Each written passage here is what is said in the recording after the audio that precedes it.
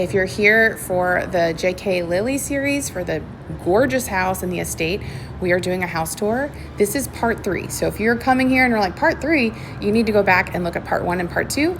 This is the living room, and now we're working towards the bedrooms.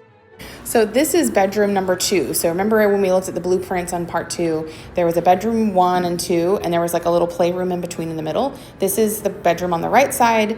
Over here is the little playroom, and then on the opposite side of that is the other bedroom on that side. And then in here is what you consider to be the guest bedroom, which honestly is the size of a living room. And you have another fireplace. This overlooks Fairbanks. Let's go take a look. Oh my God! I did not know that that was out here. That's so pretty. You know, what a time to be alive. Like when this was actually like, oh, I just literally. That is a, oh wait, there's like a plex, like, okay. No, at least it wasn't my head. It was just my phone. Bonk. Okay, so there is the garden space here. Look at that. That's so pretty. This is also made by Color Story, which is really cool. Little mushrooms. So these are replicas, and they just had them done for the Harvest Nights to make it spooky by like kind of blocking out their faces. But this would be Ruth Lilly, and this is Eli Lilly. Down to the bottom floor, or underground. So this gets you down into the garage. So this is the lower level. They have actually just altered this space to be more of their educational space. It's not the same as it once was, so they now use this for some of their timelines and things like that. Here is a picture of Josiah Lilly and his wife Ruth, which this we're pretty sure is the picture in part 1 when I first was in the great room. Here are their children's. And then Hugh Landon, this is the original owner of the house, and his 2 wives. And then these are the sisters that got married on the side there that I had showed you the really pretty gardens in the aisle. And I was just told a fun story about the sisters. They originally met their husbands because their husbands at the time, these 2 men were flying a small plane over the property, and they waved them down like, hello boys. And they actually offered for them to come have lunch with them. And then the rest is history. They got married to them. This fact I did not know, and I actually find this extremely cool. So these are all the architects or people that contributed to the design of the place. However, this guy, he is actually the architect for the grounds here, passed away in 34, was not here when the Lillies were here, but he is the architect and designer of the Central Park. So here is all of the staff, the chauffeurs. There's actually an entrance. If you guys drive down Michigan, there's that gate. That was the access for the chauffeurs. Originally it was buggy, horse and buggy. Then eventually we had cars. So this is all of the staff that they have record of. Here's like a little art installation, which is really cool because it shows the front and the back of the house. We were just looking over. So yeah, that's the grassy, like really cool patio thing. Yeah, we're standing in the park, and that is Crown Hill all the way over there. That's so crazy. Across Michigan Road. Yeah, those are like tiny trees, and now they're like huge. That's crazy. I actually love this little before and after. So these are before and afters of what everything looks like. So this is after, and this is before. And if you want more information, here is like, when you're coming down here, there's all of this stuff here.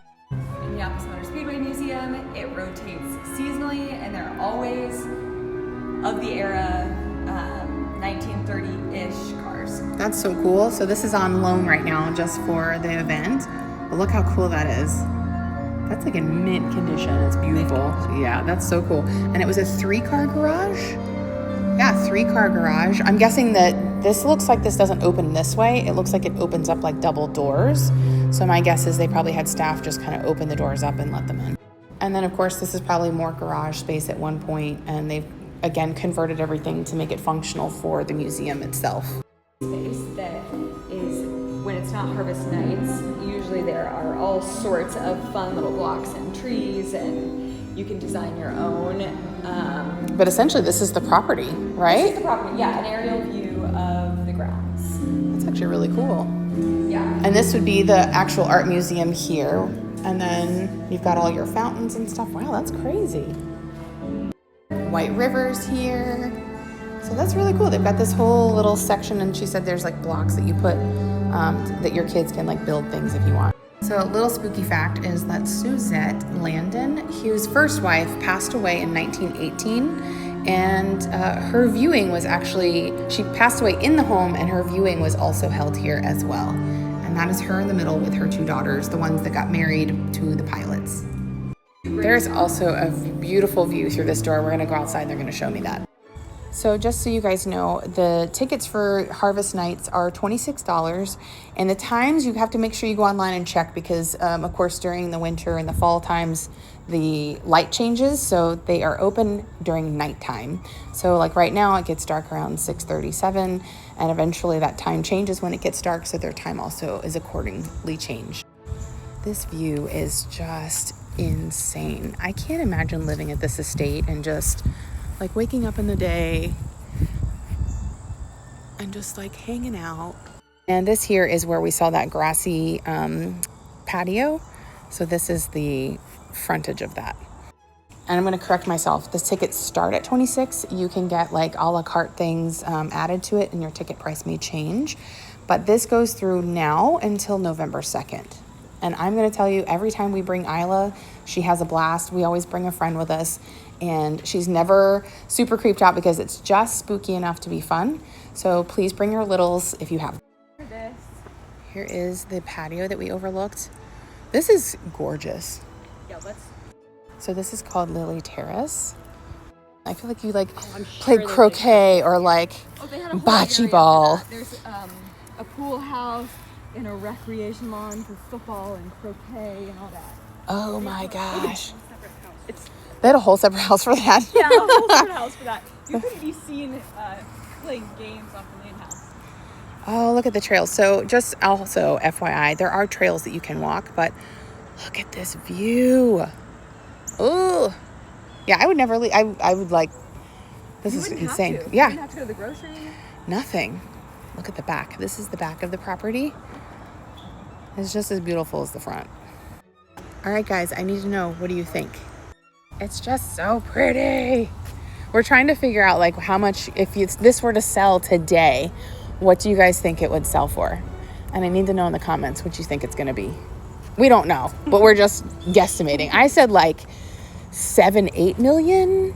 I don't know. You guys let me know. Okay, so fun fact, this was like a playhouse for the Lilly children. It's on the campus here.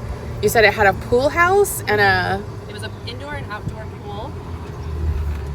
And that's crazy. yeah. So the pavers that we put down in front of the beer garden over here have like a reflective surface on them, and they're meant to look like light hitting a pool in the water as it ripples. That's crazy. And then I'm guessing, was this also there, this little structure over here? No, that was actually built by our that was built by us, so that's the beer garden, but we did it to match the actual playhouse. So like the shutter color, the brick color, the tiles on the roof, Everything all is of the it was same. very meticulously chosen to make sure that it matched. I can't imagine being a kid and be like, can you come play with me at my playhouse? And then you just walk up to I an know. entire house. It's like as large as my house. Yeah, that's nuts. And now you can order like beer, ice cream, drinks, snacks, Mhm. the whole shebang at the beer garden. Over here. And Do you guys then have the great s'mores spot. this year? That's for winter lights, and we will have Oh. s'mores this year, yes. Yes, But those we are do so have good. a campfire cocoa on the menu. Ooh. That's really delicious. So then for Harvest Nights, you can rent this out and do like a private happy hour. Oh. And then for winter lights, you can actually book the inside of the building for like a cocktail hour or a dinner as like a holiday party. That's awesome. Yeah. The more you know, guys.